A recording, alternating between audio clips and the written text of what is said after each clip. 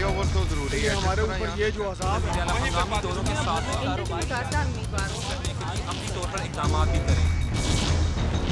नाज़रीन, reporter diary के साथ मैं हूं अब्दुर्रहमान। आज हम बात करेंगे मुल्क की इकानमी की सूरत हाल की। क्या ये बेहतर होने जा रही है, बदतरीन होने जा रही है, और महंगाई की लहर कहां पर थमेगी और कब हम नए बिज़नेस की जानब देखेंगे, और क्या जो रवायती बिज़नेस है वही जारी रखेंगे। कपास की क्या सूरत हाल होगी, कितनी कमी होगी, और अगर कमी होती है तो उसका सनत पर क्या असर पड़ेगा। पेट्रोलियम मसनूआत की बढ़ती कीमतें किस तरह से असरअंदाज होंगी, और क्या वाकई पाकिस्तान दिवालिया होने जा रहा है और उसके क्या असरात हो सकते हैं। ये तमाम बातें प्रोफेशनल से जानेंगे, हमारे साथ रहिएगा। जब बात करें यहाँ पर मईशत के हवाले से, तो जहाँ पर सियासत मुतासर हो रही है वहाँ पर इस मुल्क की जो इकानमी है वो भी बड़ी बुरी तरह से मुतासर हो रही है। और पहले दिन जब ये नई हुकूमत बनी है तो कहा गया कि यहाँ पर जो स्टॉक एक्सचेंज है ऊपर जा रही है, डॉलर नीचे आ रहा है, लेकिन बदकिस्मती से एक ही दिन बाद डॉलर ऊपर जाना शुरू हो गया और 200 को क्रॉस करके आया, 202 तक पहुँच गया। स्टॉक एक्सचेंज मुसलसल जो है वो गहराइयों में गिरती जा रही है। वजूहत क्या है, एक मजबूत हुकूमत बन तो गई लेकिन जो डिसीजंस है वो नहीं लिए जा सके। जो पिछली हुकूमत थी इमरान खान की, जिन्होंने रजीम चेंज का नाम दिया, लोगों ने पॉपुलर नारा बनाया और वो मुसलसल जो है वो एहतजाज धरनों के ज़रिए हुकूमत पर हावी रहे हैं। क्या हल है, मुशीत कहाँ पर जा रही है, कब संभलेगी, इस पर बात करने के लिए रिसर्च एनालिस्ट स्टॉक एक्सचेंज के एक्सपर्ट अहमद शेख हमारे साथ मौजूद है। अहमद साहब, शुक्रिया आपने टाइम दिया। मुझे बताइएगा कि अभी जो इकानमी पर बात करें तो क्या एनालिसिस आपका। जी, बहुत शुक्रिया अब्दुर्रहमान साहब। सबसे पहले मैं आपके चैनल सिटी 41 का बहुत ज़्यादा शुक्रगुज़ार हूँ कि आपने मुझे मौका दिया। और ये आप सब जानते हैं कि हम बड़े शौक़ से ये चैनल देखते हैं। फ़ैसलाबाद की एक आवाज़ है और फ़ैसलाबाद के एक व्यू को, पॉइंट ऑफ व्यू को, उनके न्यूज़ को इतना प्रमोट करना एक बड़ा अच्छा आप लोगों का इंस्टांस है। तो दूसरी बात, अभी आपने इकॉनमी की बात की, तो इकॉनमी पे असल में कुछ इंडिकेटर्स होते हैं, 4 से 5 इंडिकेटर्स मेन होते हैं, बाकी तो कुछ अदर फैक्टर्स भी साथ में शामिल रहते हैं। तो इसमें अगर आप ये समझना चाह रहे हैं या अंडरस्टैंडिंग करना चाहते हैं तो इसके लिए ज़रूरी है कि आप सिर्फ एक गवर्नमेंट के या 2 गवर्नमेंट्स का कंपैरिजन ना करें, पिछले 3 मुसलसल टेन्योर का कंपैरिजन करें, तो वहाँ से चीज़ें काफ़ी सारी ना क्लियर हो जाएंगी। तो अगर आप सिंपल 1 या 2 टेन्योर या 1-2 साल को कंपेयर करेंगे तो ये पाकिस्तान की इकॉनमी शॉर्ट टर्म में कोई इतना ज़्यादा उसको असेस करना, एनालाइज करना ना ईजी नहीं होता। तो मैं ये समझता हूँ कि मैंने एक वो डाटा कंपेयर किया था, तो वो अगर आपकी इजाज़त हो तो आपके चैनल के तवस्सुत से मैं ये शेयर करना चाह रहा हूँ कि पीपल्स पार्टी, PMLN और PTI 3 टेन्योर थे और तीनों का कंपैरिजन करना बहुत ज़रूरी है ताकि आपको अंडरस्टैंडिंग हो कि जमहूरियत में कौन ज़्यादा बेहतर डिलीवर कर सका है। तो उसके लिए सबसे पहला एक आजकल बहुत ज़्यादा मिफ्ता इस्माइल और इकॉनमी टीम गवर्नमेंट की वो ब्लेम करती है जी कि करंट अकाउंट डेफिसिट या जारी खसारा वो तारीख की बुलंद तरीन सतह पर है जी, तजारती खसारा बुलंद तरीन सतह पर है, तो इकॉनमी तबाह कर दी। तो इस हवाले से एक करंट अकाउंट डेफिसिट मैं आपको बताऊं कि पीपल्स पार्टी की गवर्नमेंट जो छोड़ के गई थी $2.5 अरब का था। जब ये PMLN टेन्योर 5 साल के बाद ख़त्म हुआ तो उस वक्त जारी खसारा 19.20 अरब का था, मतलब $17 अरब का इजाफा हुआ 5 साल में। और जब ये पिछला साल क्लोज़ हुआ था PTI का, उस वक्त ये तजारती खसारा सिर्फ और सिर्फ $1.90 बिलियन का था। अब 2021 की बात करें, अब 2022 की, क्योंकि ये ज़्यादा इंस्टांस इनका ये होता है कि 2022 में ज़्यादा काम ख़राब हुआ है, तो ये इस साल का जो प्रोजेक्टेड था ना वो $17 अरब था। मतलब जितना PMLN ने इंक्रीज़ किया था 5 साल में, उतना इनका एक्चुअली अमाउंट थी। मतलब ये 19 या $20 बिलियन पे छोड़ के गए और ये $17 बिलियन का इन्होंने प्रोजेक्ट किया। खैर, उसके बैक एंड पे बहुत सारे फैक्टर्स हैं जो कि PMLN को फेवर मिलती रही है वहाँ पे कि इंटरनेशनली उस वक्त क्रूड ऑयल की प्राइसेस, क्योंकि हम पेट्रोलियम प्राइसेस ज़्यादा पे करते हैं, तकरीबन $14 अरब की हमारी इंपोर्ट हैं ये पेट्रोलियम प्रोडक्ट्स की। इसी तरह हमारी दूसरी जो खाने पीने की चीज़ें हैं उनकी तकरीबन $10 अरब की हैं। हमारी मशीनरी, टेक्सटाइल और इस तरह मिला के ऑलमोस्ट 12 से 14 अरब की इंपोर्ट्स बनती हैं ये वाली। और ये सारी चीज़ें 2018 से अगर आप कंपैरिजन करें, इस वक्त 4 से 5 गुना ज़्यादा हैं।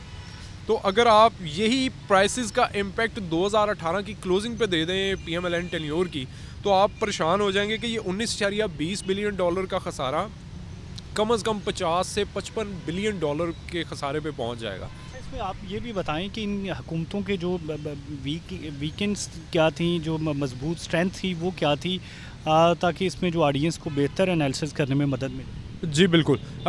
सर ऐसे है कि जो PMLN पीपल्स पार्टी के टेन्योर में आपकी एक्सपोर्ट्स कोई ख़ास ग्रो नहीं की थी। वो छोड़ के गए थे 24.70 बिलियन डॉलर पे ना आपकी टोटल एक्सपोर्ट्स थी गुड्स की।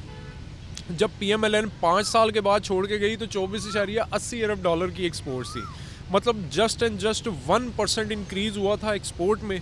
और जब ये पीपल्स पार्टी का 2022 का जो प्रोजेक्ट चल रहा है वो 32 से 33 बिलियन डॉलर का है, जो कि तकरीबन 33 से 34% इंक्रीज़ बनता है एक्सपोर्ट का। और इंपोर्ट PMLN के टेन्योर में हुई थी अप्रॉक्सीमेटली ये बड़ी थी जी आपकी 46 बिलियन डॉलर से 68 बिलियन डॉलर पे चले गई थी। तो पिछला साल PTI का जो क्लोज़ हुआ है वो 61 बिलियन डॉलर पे था। अभी जो क्लोज़ हो रहा है ना इसमें थोड़ा सा इंक्रीज़ हुआ है और ये अब 84-85 बिलियन डॉलर पे प्रोजेक्ट किया जा रहा है। अब उसमें फिर मैं वही बात कर रहा हूँ कि क्रूड ऑयल की प्राइसेस 2018 में कितनी थी, $63 थी। अभी कितनी चल रही है, $118-120 चल रही है। मुझे फिर इसमें शेख साहब ये बताइएगा, इतना ज़्यादा जो प्रोपोगंडा किया गया, कहा गया कि डेफिसिट की वजह से हुकूमत चेंज हुई है, रजीम चेंज का नाम भी कोई दे रहा है, तमाम डिपार्टमेंट्स इदारों ने मिलकर ये सारा कुछ किया है, तो आप समझते हैं कि बतौर जो इकानोमिस्ट के जो गलत अदादोशुमार वो बहुत ज़्यादा मार्केट में फ्रॉड किए गए?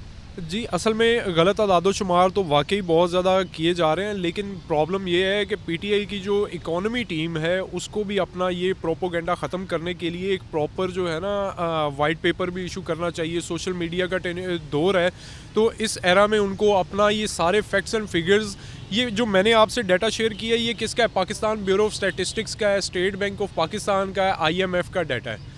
तो ये डाटा इनको पब्लिक करना चाहिए ताकि इनकी जो टीम है, इनके जो सपोर्टर्स हैं उनको भी अवेयरनेस मिले। इसी तरह PMLN को चाहिए कि अपने जो प्रोजेक्ट्स हैं वो अपने हाईलाइट करें। प्रॉब्लम ये है हमारे पाकिस्तान की पॉलिटिक्स की कि हम बस ब्लेम गेम करते हैं जी, वो मियाँ आएगा तो सारा कुछ सेट हो जाएगा, खान साहब आएंगे तो सारा कुछ सेट हो जाएगा, भुट्टो अभी ज़िंदा है हमारा। लेकिन बात ये है कि मैं साहब आप स्टॉक एक्सचेंज से हैं, ये क्यों गिरती ही चली जा रही है और कब तक संभलेगी? स्टॉक एक्सचेंज बेसिकली ना 3-4 फैक्टर्स होते हैं जिस पे ये लिंक कर रही होती है। एक होता है इंटरेस्ट रेट, ये तकरीबन 2 महीने में ऑलमोस्ट 2.25% बढ़ गया।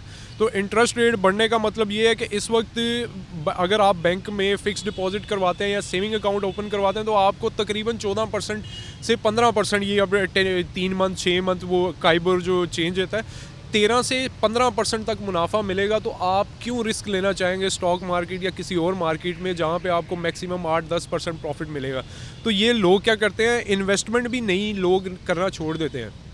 जब इंटरेस्ट रेट बढ़ता है लोग अपने बिजनेसेस जो छोटे मोटे चल रहे होते हैं ना उसमें से पैसा निकाल लेते हैं, इन्वेस्टमेंट निकाल लेते हैं। वो कहते हैं बैंक से निकाल लो, सुकून से बैठो, 14-15% तो आपको वैसे ही प्रॉफिट मिल जाएगा। तो एक तो ये फैक्टर है। दूसरा फैक्टर है इन्फ्लेशन का। तीसरा फैक्टर है आपकी इकॉनमी जो है वो ऑब्वियसली क्योंकि इंटरनेशनल प्राइसेस के साथ लिंक्ड है वो बढ़ती जा रही हैं, तो आपकी इकॉनमी थोड़ी सी अनसर्टन है। चौथा ये है कि आपकी इकॉनमी के साथ साथ जो यूक्रेन और रशिया की वॉर है उससे बहुत सारी प्राइसेस का लिंक है। जो क्रूड ऑयल और पेट्रोलियम प्रोडक्ट्स हैं ख़ास तौर पे इनकी और गैस की प्राइसेस, सबसे बड़ा सप्लायर या एक्सपोर्टर रशिया है। अच्छा मैं सब ये बताइएगा कि इसमें जो लोगों का स्टॉक एक्सचेंज की जानिब रुझान बहुत कम होता है, बड़े थोड़े लोग हैं जो इसमें इन्वेस्ट करते हैं, ज़्यादा लोगों को कैसे इसमें मोबिलाइज़ किया जा सकता है? अब्दुर्रहमान साहब इसमें मैं आपको एक डाटा शेयर करता हूँ। अब बड़ा इंटरेस्टिंग फैक्ट है कि पाकिस्तान के 22 करोड़ 70 लाख आबादी है। ये जो IMF ने 2021 का डाटा शेयर किया ना, तो 22 करोड़ 70 लाख में से सिर्फ 2,70,000 लोग हैं पाकिस्तान में जो स्टॉक मार्केट के अकाउंट होल्डर हैं। उसमें से भी तकरीबन 40 से 50 हज़ार अकाउंट्स वो वाले हैं जो ब्रोकर्स, कंपनीज़ के एग्जेक्टिव्स, डायरेक्टर्स और उनके हैं। तो बाकी कितने रह जाते हैं? वो रह जाते हैं बामुश्किल 2,20,000। उसमें से भी काफ़ी सारे लोग वो हैं जिन्होंने भूल गए हुए हैं कि काफ़ी अरसे से लेके रखा हुआ है। तो ये इतनी कम रेशो है, 1% भी नहीं बनती।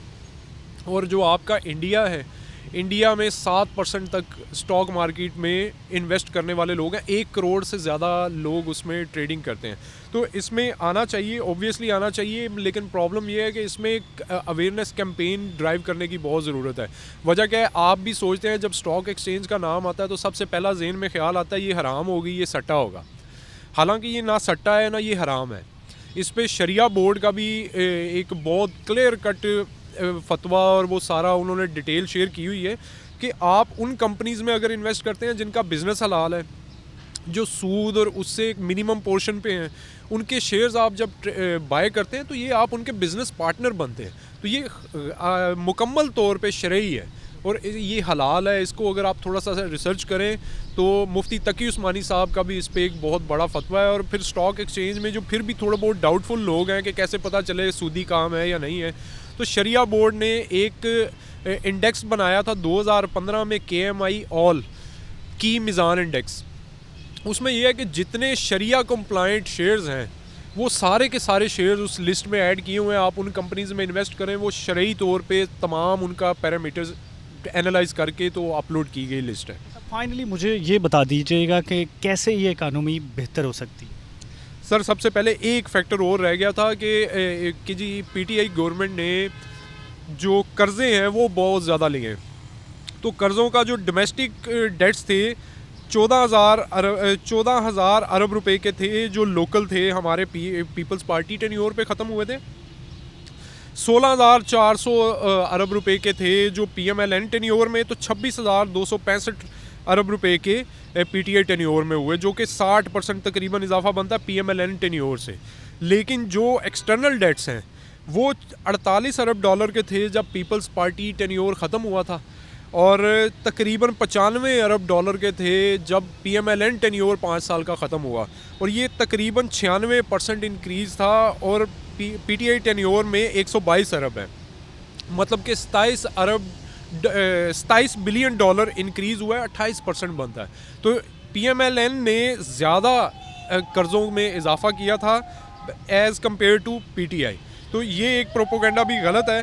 और एक फैक्टर और मैं आपको बता दूं कि जो GDP ग्रोथ रेट है ये पाकिस्तान की पहली दफ़ा पिछले साल में क्लोज़ हुई। करंट अकाउंट डेफिसिट सिर्फ और सिर्फ 0.55% था। तो PMLN टेन्योर में यही 5.80% करंट अकाउंट डेफिसिट के साथ इन्होंने क्लोज़ किया था जी 6.10% इकॉनमी GDP रेट।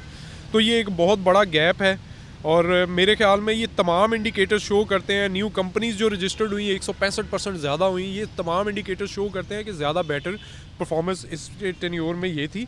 और वीकनेसेस और स्ट्रेंथ की बात अगर आप करते हैं तो वीकनेस जो थी वो बेसिकली पीपल्स पार्टी टेन्योर में करप्शन स्कैंडल्स बहुत ज़्यादा थे, एनर्जी का बुरहान बहुत ज़्यादा था, तो इनका नेपोटिज़म था।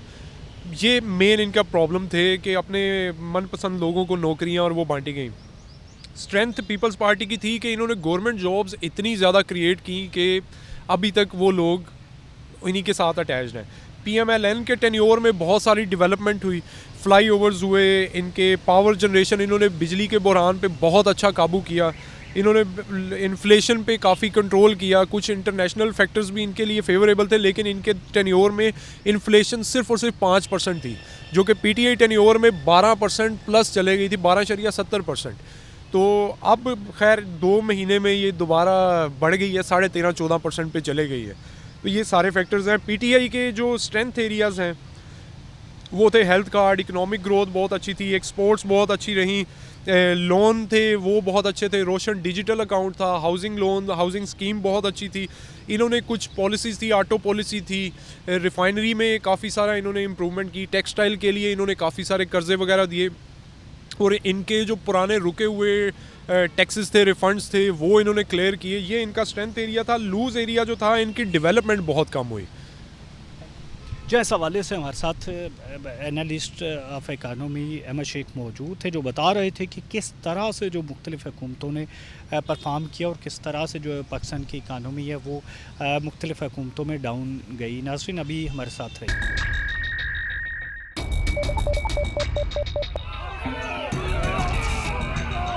फ्लाईओवर तो ज़रूरी है हमारे ऊपर ये जो अज़ाब है, हंगामी दौरों के साथ कारोबार करने के लिए अमली तौर पर इक़दाम भी करें।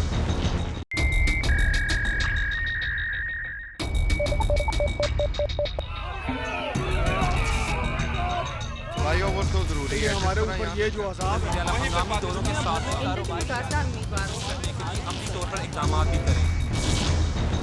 जब बात करें यहाँ पर बिज़नेस के हवाले से तो Saddar cotton waste factory area Rehan Iqbal Kamboh हमारे साथ मौजूद है, जो कि काटन के कारोबार से वाबस्ता है। और पिछले वर्ष काटन जो है वो हदफ से खासी कम रही है और इस बार भी पानी की कमी की वजह से जो पैदावार है काश्त का रकबा वो खासा कम हो सकता है। तो उसकी वजह से किन मुश्किलात का सामना जानते हैं। रेहान साहब, शुक्रिया आपने टाइम दिया। क्या कहेंगे काटन के हवाले से? अस्सलाम वालेकुम। पहले तो आपको मुबारक हो आपकी उम्र की।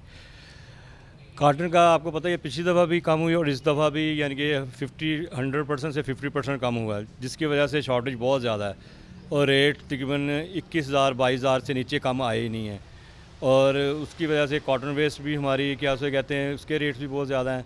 और अपना इसके जो आगे फिर जान इसके आगे एंड प्रोडक्ट जो है कॉटन की वो जान है, जान से कपड़ा वो उसके भी रेट्स बहुत ज़्यादा अप हुए हुए हैं। और लोगों का काम करना, बिजली के बिल, लोड शेडिंग और ये सब मिला के तो अब तो बहुत ही मुश्किल इस हुकूमत में आगे दोबारा हुकूमत चेंज की वजह से और ज़्यादा मुश्किलात में शिकार हो गई हैं। बिजली की लोड शेडिंग जो पीछे नहीं हो रही थी अब मुसलसल हो रही है, उसकी वजह से भी प्रोडक्शन में भी कमी आ रही है। और क्या उसे कहते हैं वैसे भी हम जो कि मेरा ज़्यादा आपको पता है कॉटन वेस्ट का ही है और कॉटन वेस्ट में तो अब जब स्पिनिंग मिल वगैरह या वीविंग मिल्स चलेंगी और फिर उनकी वेस्ट निकलेगी तो फिर हम यूज़ करेंगे। वेस्ट तो पहले ही कम थी, कॉटन की शॉर्टेज की वजह से कॉटन भी कम थी, उसके बाद उसकी वेस्ट भी कम थी, ज़्यादातर मिलें पॉलिस्टर पे चली गई थी।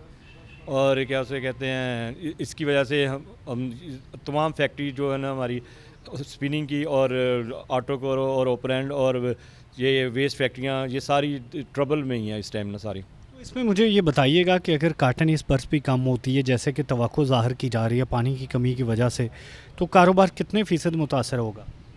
देखें जी, ये लास्ट टाइम तो 50% 75 लाख 70 की इन्होंने आवाज़ दी थी अपना गांठ की ना। तो अब अभी तक कोई इन्होंने अभी तक वो बार बार सिंध वाले कह रहे हैं पानी की शॉर्टेज की वजह से हमें बहुत ज़्यादा हो रहा है कॉटन वाले एरिया में ना। पहले तो आपको लास्ट टाइम मैंने इंटरव्यू में कहा था, आपको बताया था कि इनको चाहिए कि जिस एरिया में कॉटन है वहाँ कॉटन ही बोएं और जिस एरिया में गन्ना या कोई दूसरी है वो उस गवर्नमेंट को चाहिए उन इलाकों में गन्ना ही यानी कि बोएं। लेकिन ये कोई इसकी पिछले साल की कोई पॉलिसी सामने वाज़ा नहीं आई, जिसकी वजह से इस दफ़ा तो अब आइंदा आने वाली प्रोडिक्शन ना मैं देख सकता हूँ ना आप दे सकते हैं। अभी तो यही जो ये सिनेरियो बना रहे हैं मीडिया वाले या जिस तरह भी गवर्नमेंट बना रही है बता रही है सिंध गवर्नमेंट कि अभी तक बुआई नहीं शुरू हुई पानी की वजह से, तो इसका लाहमान आगे फिर हमें इंपोर्ट इतनी करनी पड़ेगी कॉटन और फिर हमें क्या उसे कहते हैं शॉर्टेज का सामना हो जाएगा। ये क्रॉप जोनिंग सबसे बड़ी वजह है।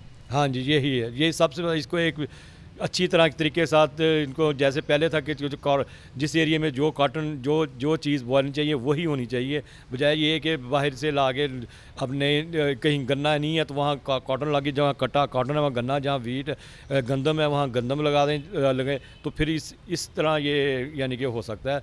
इसमें कितने फ़ीसद लोग आपके कारोबार से वाबस्ता है? इस हमारे ये कॉटन वेस्ट या कॉटन प्योर कॉटन से? कॉटन से वाबस्ता तो तकरीबन ये जो हमारे कारोबार से लिहाज से तो वो तो जो प्योर कॉटन से या वीविंग या स्पिनिंग सब मिला के सब वो तो फिर आपको पता टोटली यानी कि हमारा डिपेंड ही कॉटन पे कर रहा है। पाकिस्तान का पूरा टेक्सटाइल सेक्टर डिपेंड ही करता है इस पर। ये अपना जब ये पूरी नहीं होती फिर क्या करते हैं? फिर ये इसमें इसके जब पूरी नहीं तो फिर पॉलिस्टर जो होता है अपना ICI का या इब्राहिम का इनका पॉलिस्टर इस्तेमाल करते हैं। वो पॉलिस्टर इसकी कॉटन की वेस्टेज कॉटन की कमी को पूरा करता है। फिर ज़्यादातर यान PC में चला जाता है, PV में चला जाता है। कुछ जो बड़े घर हैं वो इंपोर्ट कर लेते हैं, वो कॉटन इंपोर्ट जो कर लेते हैं वो इंपोर्ट करके अपना गुजारा करते हैं। तो लेकिन ज़्यादातर इसका मुतबादल वही पॉलिस्टर ही है। कॉटन वेस्ट भी इंपोर्ट होती है? हाँ जी, अब नहीं हो सकती अब, क्योंकि उन्होंने बैन लगाया होती है लेकिन बाहर भी शॉर्टेज है। इंटरनेशनल 145 सेंट तक चली गई है कॉटन, तो वो भी यूज़ बल्कि यहाँ से एक्सपोर्ट होती है, इंपोर्ट कम ही होती है। जब कमी होती है तो वो कैसे पूरी की जाती है? जब जो हमारे पास फिर हमारी कमी होती है तो हम लोग तो फिर अपनी ज़्यादा जो फैक्ट्री की हैं अपना जो लेबर है वो हम अपनी शॉर्ट करते हैं, फिर अपनी प्रोडक्शन को थोड़ा कम डबल शिफ्ट की जाए, सिंगल शिफ्ट कर लेते हैं। और इसके अलावा फिर ये दूसरी जो वीविंग की वेस्ट होती है, वीविंग की वेस्ट भी निकलती है, फिर उसमें हम प्रोसेसिंग में आ जाते हैं। तो इस तरह करके गुजारा करते रहते हैं, लेकिन ये बहुत मुश्किल हो गई है क्योंकि इसकी कीमतें बहुत ज़्यादा हो गई हैं। जो भाव कॉटन का था वो भाव अब वेस्ट का हो गया हुआ है। जो कॉटन ओरिजिनल कॉटन का था, जो इसकी ओरिजिनल प्रोडक्ट कॉटन है या पॉलिस्टर है, वही भाव अब रेट तकरीबन कॉटन वेस्ट के हो चुके हैं। अच्छा, इसमें मुझे ये भी बताइएगा कि जैसा कि आपने बताया, तो इसमें फिर सारी इंडस्ट्री को जो मुश्किलात का सामना है, तो किन किन ममालिक से आप कॉटन इंपोर्ट करवाते हैं? ये तकरीबन तुर्की से, बहरीन से। ये कॉटन की भी किस्में हैं ना, कॉटन वेस्ट की, कॉटन की कह रहे हैं आपके, कॉटन वेस्ट की कह रहे हैं? कॉटन तो फिर ये ज़्यादा अपना अमेरिका से आती है, ब्राज़ील कॉटन आती है, और अपना मिस्र से, इंडिया से आती थी उनकी शंकर, वो पता नहीं इनके साथ नहीं होते, वो ज़रा करीब पड़ती थी, इसलिए वजह से वो ज़्यादा शंकर ही आती थी इंडिया से ना। तो इन ममालिक से हम लोग ना, अब उन तो इंडिया से बैन है, तो अब ज़्यादातर ये अमेरिकन कॉटन, ब्राज़ीलियन कॉटन, और एक दो ये क्या उसे क्या रशियन, यूक्रेन की है। फिर अब ये जो बोरो में ना, ये अफ़गानिस्तान से भी काफ़ी आ रही है।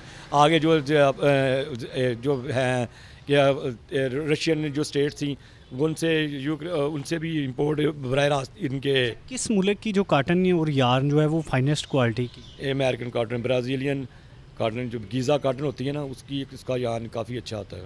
जो हमारी लोकल कॉटन है वो उसके बिल्कुल पास ही नहीं है, उसकी आती है वो तो इंडियन के कॉटन के। सिर्फ बलोची हमारी जो कॉटन है ना, या मियाँ वाली साइड की ये कॉटन, ये ज़्यादा इसका फाइबर लेंथ ज़्यादा अच्छी है, ट्रैश कम होता है। बलोची कॉटन थोड़ा सा करती है कंपेयर, अदरवाइज़ ये शंकर हमारी तो शंकर के बराबर भी नहीं आती जो इंडिया की है।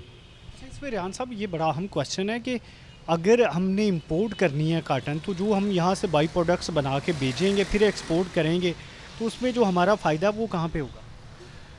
जो इंपोर्ट करके बाई, उसमें हमारा तो ये ज़्यादा से ज़्यादा हमारा यही होगा कि हमारी कारखाने फैक्ट्रियाँ चलेंगी, मज़दूरों को मजदूरी मिलेगी, और क्या उसे कहते हैं, जो बाई प्रोडक्ट्स करके उसको एक्सपोर्ट करने से हमारी एक्सपोर्ट बढ़ जाएगी।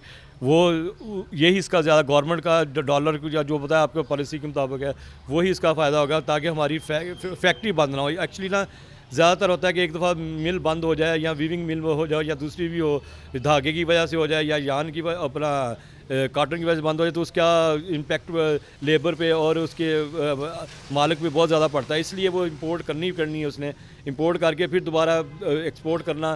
तो री एक्सपोर्ट करते हैं लोग, कुछ यहीं भेज देते हैं, कुछ री एक्सपोर्ट कर देते हैं।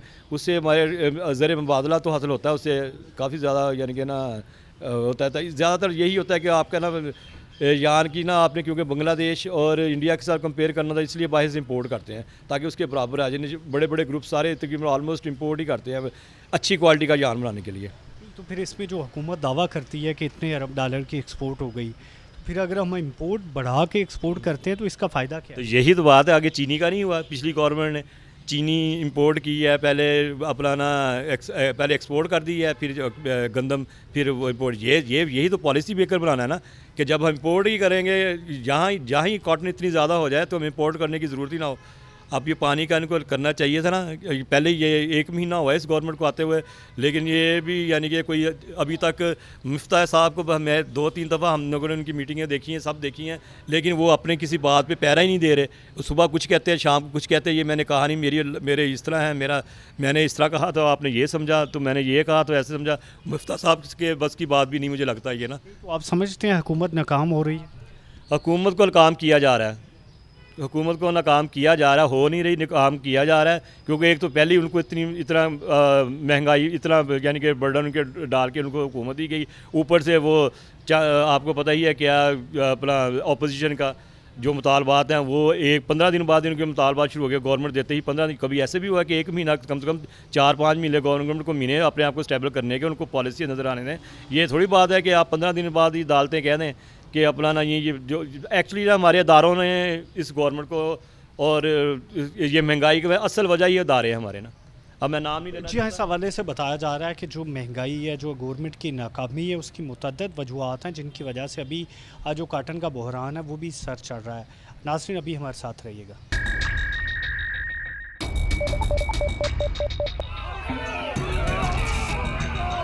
फ्लाईओवर तो ज़रूरी है हमारे ऊपर, ये जो दोनों के साथ तौर पर इक़दाम भी करें।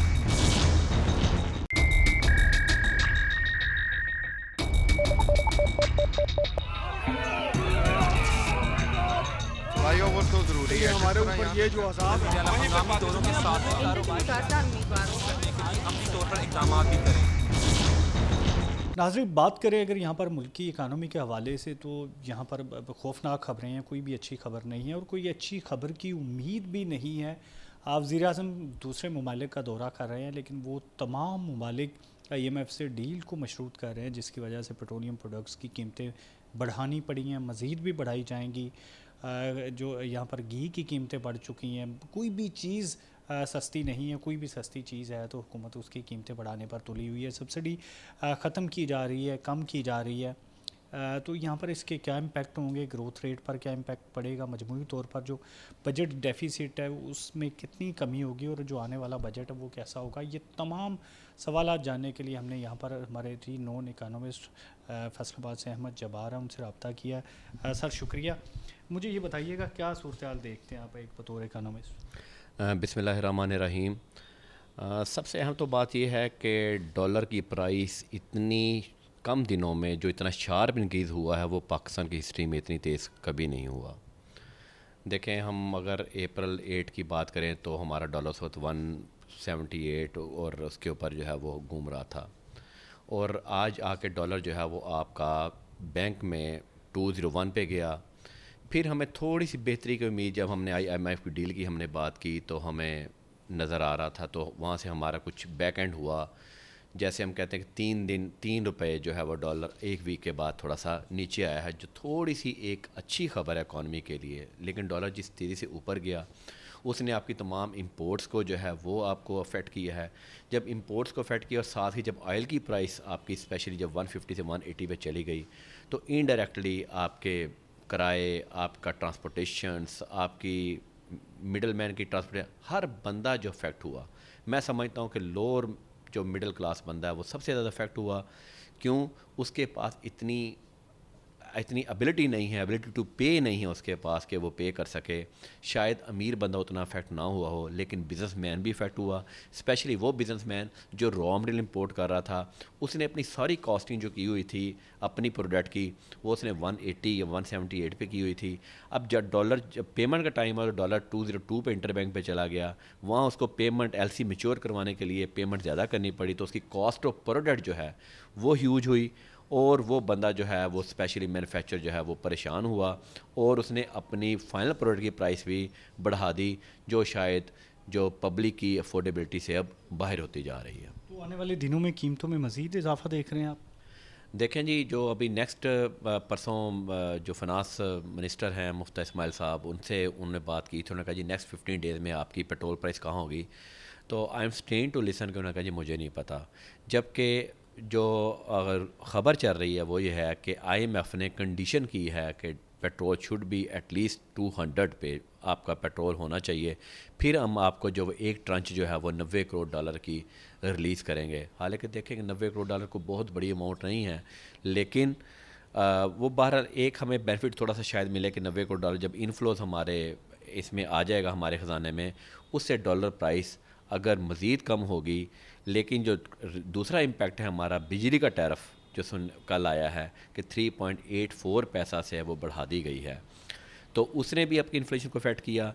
अब हम इन्फ्लेशन की फ़िगर अगर हम देखें तो इन्फ्लेशन की फ़िगर जो कल आपके डिपार्टमेंट ऑफ स्टैटिस्टिक्स ने रिलीज़ की है, डेट इज़ 13.41%, और जो पहले 12% पे थी, पहले ये 11 पे आ गई थी जी, और ये एकदम जंप अप करके विदिन 15 डेज 13.41 पे चली गई है। और अगर पेट्रोल 210 पे चला गया तो इन्फ्लेशन रेट आपका 16% चला जाना है, और गरीब तो शायद रोटी कमाने के काबिल ना रहे।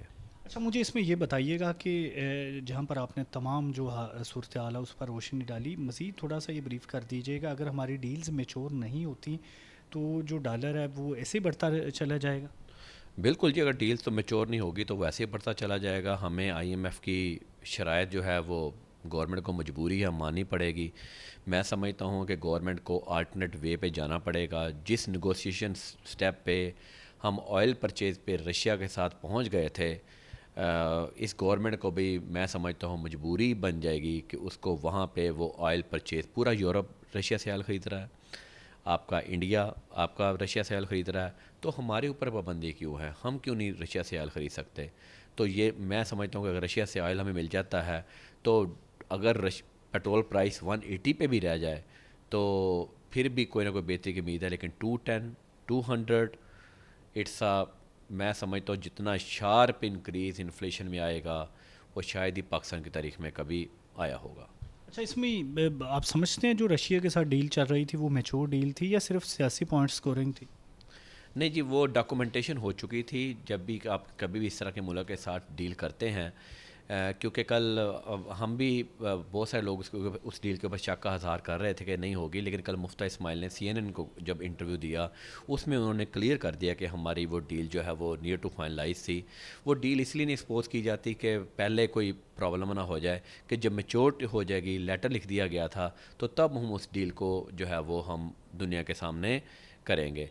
अब कल जो हमारे करंट फाइनेंस मिनिस्टर है मुफ्ता इस्माइल साहब, उन्होंने भी इंडिकेशन दी है कि हम तेल भी लेने जा रहे हैं और हम गंदम भी लेने जा रहे हैं at the lower prices than the other market competitive prices in the other world of the other countries of the world. अच्छा, ये भाई अहमद साहब, हमेशा ये लगता है कि यहाँ पर जो भी हुकूमत आती है तो माजी की हुकूमतों को लोग याद करना शुरू कर देते हैं, लेकिन बहुत कम अरसे में हुआ है कि ये तो 1 माह में लोगों की चीखें निकलवा रहे हैं।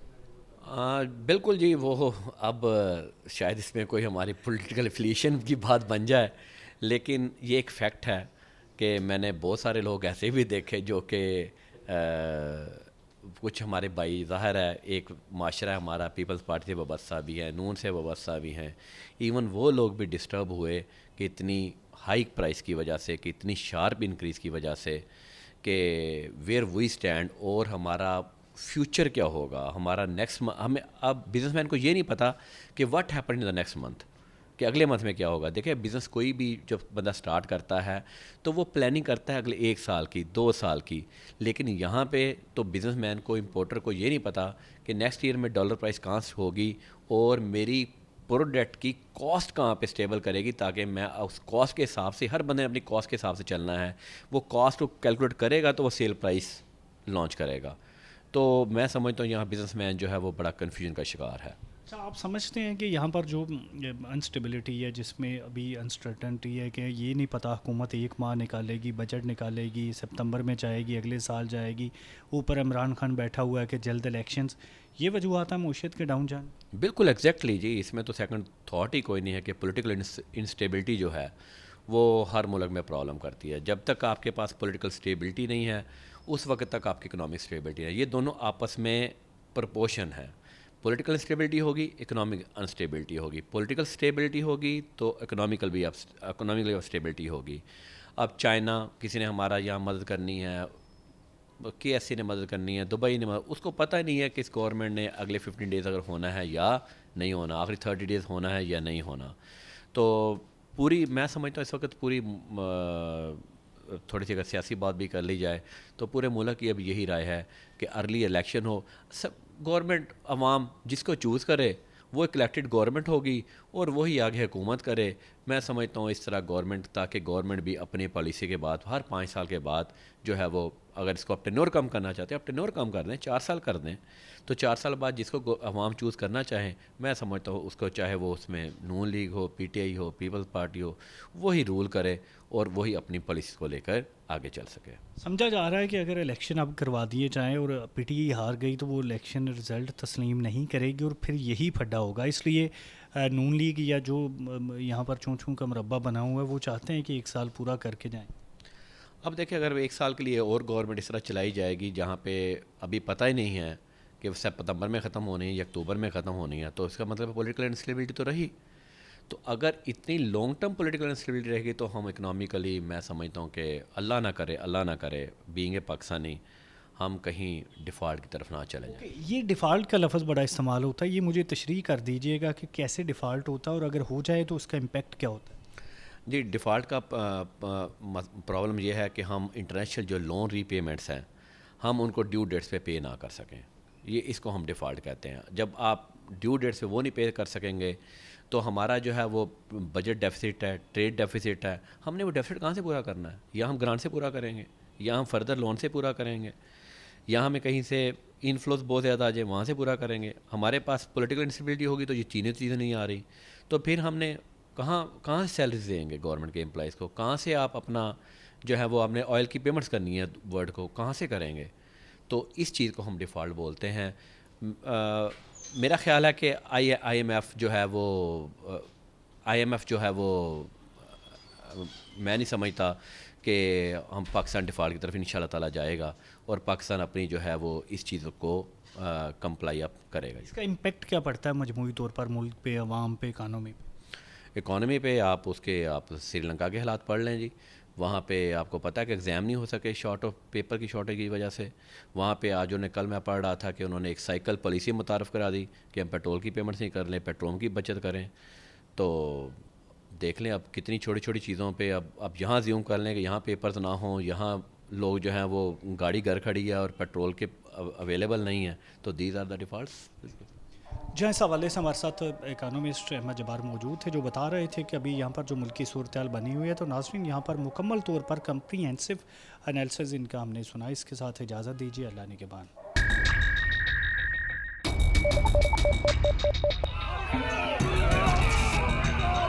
भाइयों वो तो ज़रूरी है, हमारे ऊपर ये जो अज़ाब है हंगामी दौरों के साथ कारोबार अपनी तौर पर इक़दाम भी